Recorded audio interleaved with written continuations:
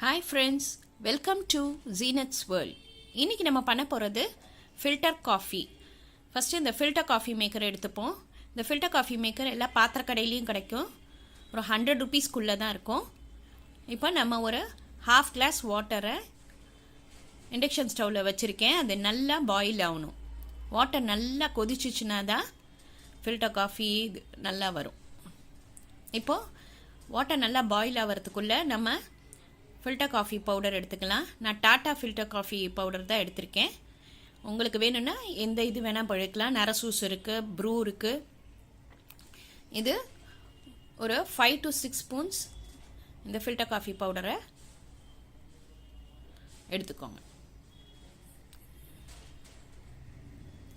இப்போது வாட்டர் நல்லா பாயில் ஆகிடுச்சு. இப்போ நம்ம அதை பவுடரில் ஊற்றிடலாம்.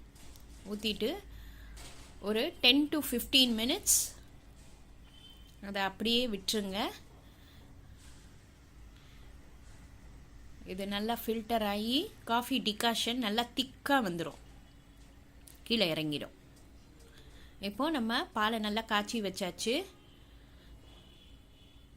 இப்போ நம்ம கப்பில் ஃபஸ்ட்டு இந்த டிகாஷனை ஊற்றிடலாம்.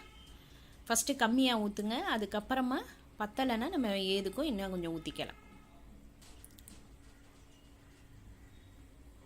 அதில் நான் ஒரு 2 ஸ்பூன் சுகர் போடுறேன்.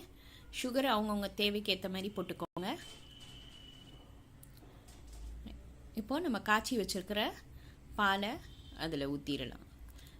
பாலை புதுசாக காய்ச்சின உடனே நம்ம ஃபில்டர் காஃபி போட்டோன்னா சூப்பராக இருக்கும்.